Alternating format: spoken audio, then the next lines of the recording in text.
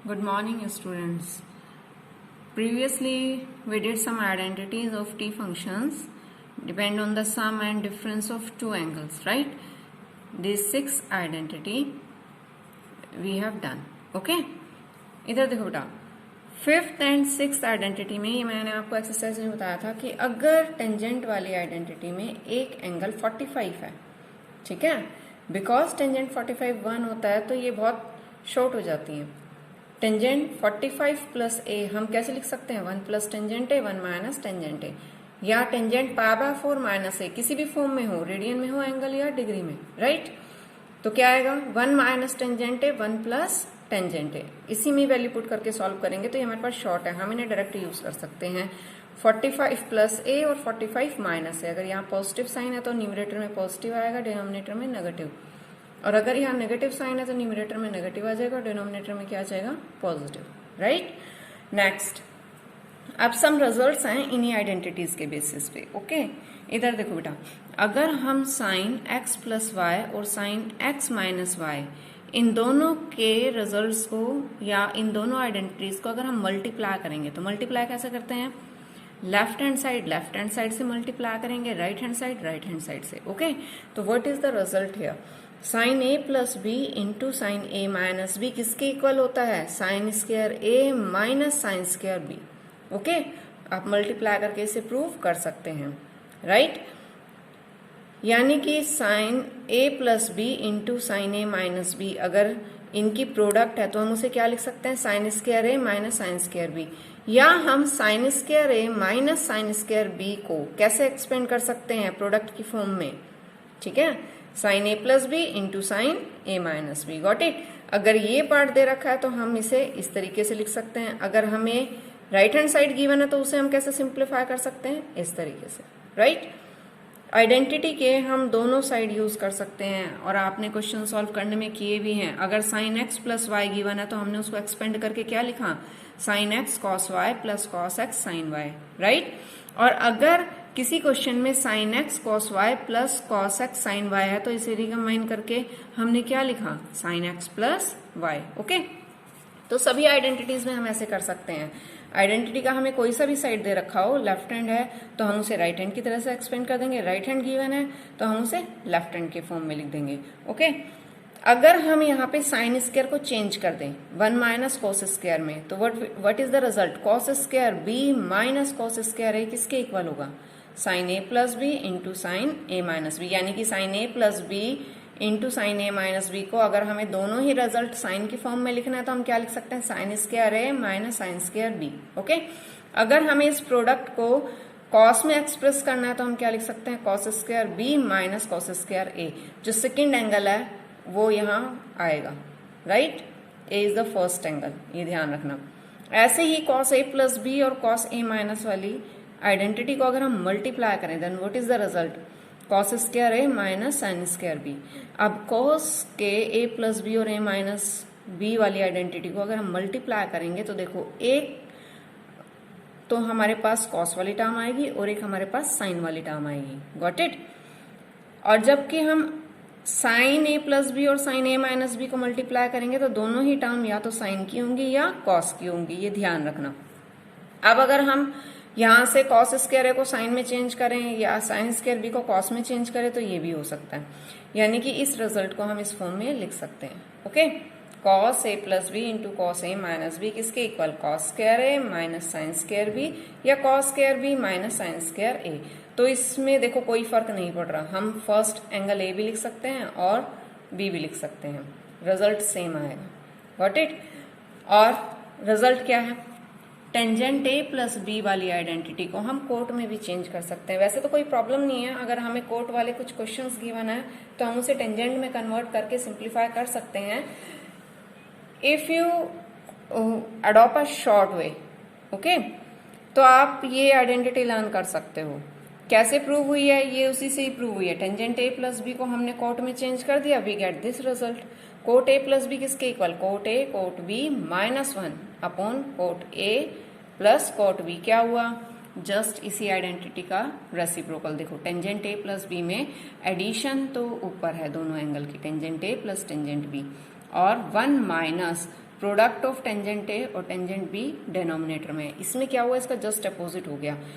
Coat A plus cot B ये तो denominator में आ गया, यानी कि जो टर्म वहां पे न्यूमरेटर में थी टेंजेंट में, यहाँ किस में आ गई है, डिनोमिनेटर में। और जो डिनोमिनेटर में थी वो यहाँ कन्वर्ट होके किस में आ गई है, न्यूमरेटर में। ओके, यहाँ अपोजिट है, कोट ए प्लस बी, यहाँ पॉजिटिव साइन है तो इधर न्यूमरेटर में नेगेटिव आ जाएगा और डिनोमिनेटर में पॉजिटिव आ जाएगा। कोट ए माइनस बी करेंगे तो न्यूमरेटर में प्लस का साइन होगा और डिनोमिनेटर में माइनस का। Got it.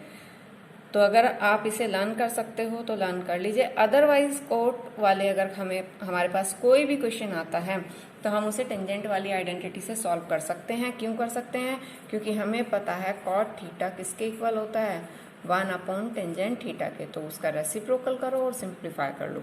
ठीक है, गॉट इट।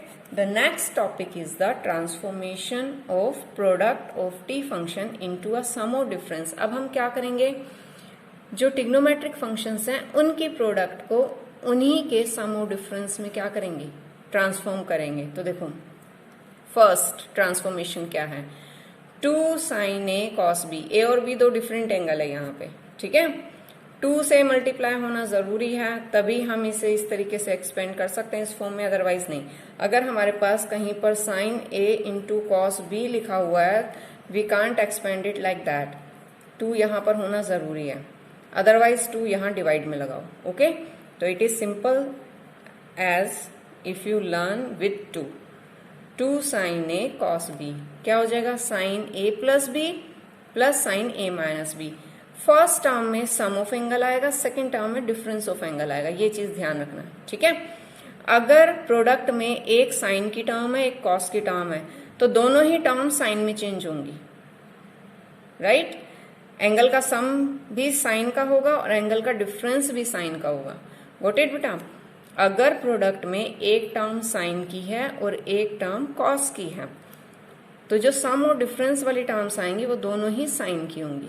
राइट, अगर प्रोडक्ट में पहला एंगल साइन का है तो प्लस आएगा, sign A plus B plus sign A minus B. और अगर प्रोडक्ट में पहला एंगल कॉस का है और दूसरा किसका है, साइन का, 2 cos ए साइन बी, तो सेम रहेगा फॉर्मूला, सिर्फ क्या चेंज हो जाएगा, जहां पे प्लस था वहां माइनस आ जाएगा, sine A plus B minus sine A minus B. Got it.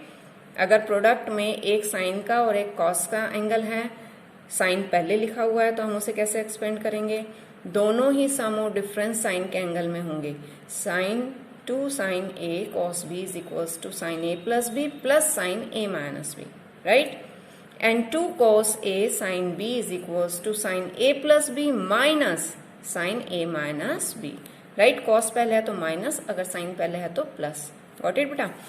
अब देखो, अगर प्रोडक्ट में दोनों ही सेम टर्म्स हैं, सेम टी रेशियो है, अगर दोनों ही प्रोडक्ट में कॉस के एंगल हैं या दोनों ही साइन के एंगल हैं, तो जो सम और डिफरेंस आएगा वो कॉस में कन्वर्ट होगा। ठीक है, कॉस में ट्रांसफॉर्म होगा, ध्यान रखना।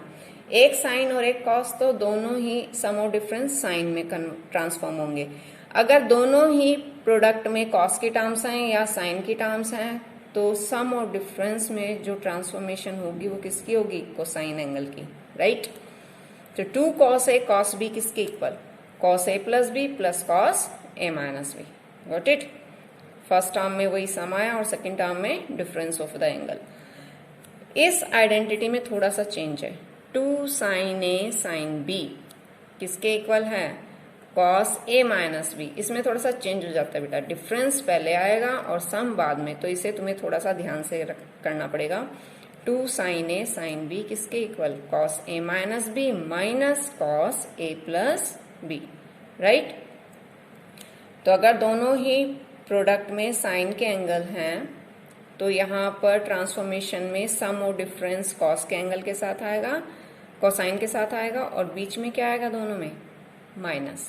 राइट, और अगर दोनों ही कॉस के एंगल हैं प्रोडक्ट में तो यहाँ क्या आएगा, प्लस का साइन आएगा। गॉट इट बेटा।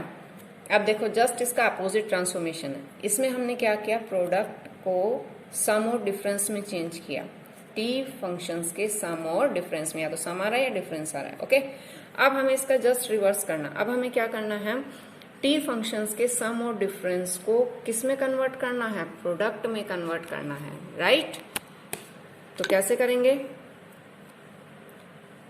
Sign C plus sine D किसके equal? 2 sine C plus D into cos C minus D. अगर आप ये 4 ट्रांसफॉर्मेशंस लर्न कर लेते हो ना, तो जस्ट इन्हीं का अपोजिट है। देखो, जब एक एंगल साइन का था, एक कोस का था, तो सम में चेंज हुआ और दोनों टर्म किसकी आई? साइन की।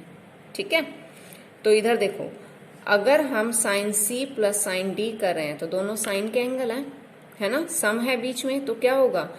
एक साइन का आएगा प्रोडक्ट में और एक एंगल कॉस का आएगा। जस्ट इसका अपोजिट है।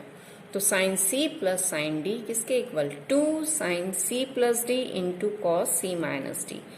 यहां पर भी क्या होगा? फर्स्ट प्रोडक्ट के फर्स्ट पार्ट में सम ऑफ एंगल होगा और सेकेंड पार्ट में क्या होगा? Difference of angle. Okay, then sine C plus sine D is equals to 2 sine C plus D by 2 into cos C minus D by 2। Next sine C minus sine D, sine C minus sine D तो cos वाला पहले आ जाएगा, 2 cos C plus D by 2 into sine C minus D by 2। ठीक है, बस तुम यही याद रखना, इसी ट्रांसफॉर्मेशन से याद रखना। अगर दोनों ही साइन के टर्म्स हैं, एडिशन हो रहा है, तो साइन पहले प्रोडक्ट में, कॉस बाद में। ठीक है, फर्स्ट टर्म के साथ हमेशा सम आएगा, सेकेंड टर्म के साथ क्या आएगा? Difference. Sign C minus sine D किसके इक्वल? अब कॉस पहले आएगा ना, क्योंकि डिफरेंस है यहाँ पे, तो 2 cos C plus D into sine C minus D. Right, अब इधर देखो, जब यहाँ पर दोनों टर्म कॉस के थे और ऐड हो रहे थे, तो प्रोडक्ट में क्या था? दोनों ही टर्म कोसाइन की थी। ठीक है, तो cos C plus cos D किसके equal? 2 cos C plus D into cos C minus D. वही फर्स्ट टर्म के साथ ध्यान रखना, एडिशन ऑफ एंगल, और सेकेंड टर्म के साथ डिफरेंस ऑफ एंगल, जस्ट उसी का अपोजिट है। तो अगर आप ये लर्न कर लेते हो तो इसी को ही रिमाइंड करके या रिवाइज करके आप ये आइडेंटिटी इजीली मेमोराइज कर सकते हो। Okay, cos C minus cos D, cos C minus cos D कब आया? जब हमारे पास प्रोडक्ट में दोनों ही टर्म्स किसके थे? साइन के। तो ये आएगा -2 sine C plus D by 2 into sine C minus D by 2। Minus क्यों आया यहाँ पे? क्योंकि देखो, इस वाली आइडेंटिटी में थोड़ा सा चेंज था ना हमारे पास। बाकी आइडेंटिटी में फर्स्ट टर्म में क्या आ रहा है? सम ऑफ द एंगल, और सेकेंड टर्म में क्या आ रहा है? Difference of angle. लेकिन जब हम इसको प्रूव करेंगे 2 साइन ए साइन बी को, तो there is a change. First term में सब्ट्रैक्शन ऑफ एंगल आएगा और सेकेंड टर्म में एडिशन ऑफ एंगल आएगा। That's why here minus sine is there. Okay, अगर हम ये माइनस साइन नहीं लगाते तो हम इसे ऐसे लिख सकते हैं, it is equals to 2 sine C plus D divided by 2 into sine D minus C. लेकिन ये लीग से चेंज हो जाता है, इसीलिए एक हमारे पास कंटिन्यूएशन बना रहे ताकि हम इसे याद कर सके, इसीलिए मैंने यहाँ माइनस साइन पहले लगाया था। ठीक है, अगर आपको ये माइनस साइन नहीं लगाना तो ये याद रखना, यहाँ सी माइनस डी की जगह क्या आएगा? D minus C.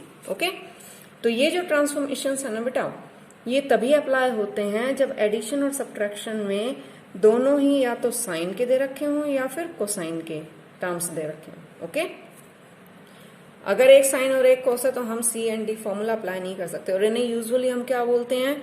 C and D formula बोलते हैं, सी डी फॉर्मूला ही बोल देते हैं कई जगह तो। ठीक है, और कब यूज होते हैं ये ध्यान रखना, जब एडिशन और सब्ट्रैक्शन में या तो दोनों साइन की ही टर्म हो या दोनों कॉस की ही टर्म्स हो।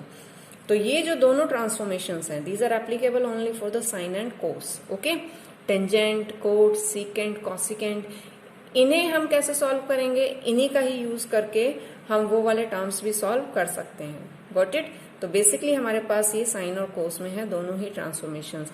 Now you have to learn it. जब भी आप क्वेश्चन करते हो, आइडेंटिटीज आपके सामने होनी चाहिए ताकि आपको ये क्लियर हो सके कि आपको किस क्वेश्चन में सॉल्व करते वक्त कौन सी आइडेंटिटी यूज करनी है। Got it? Okay, thank you.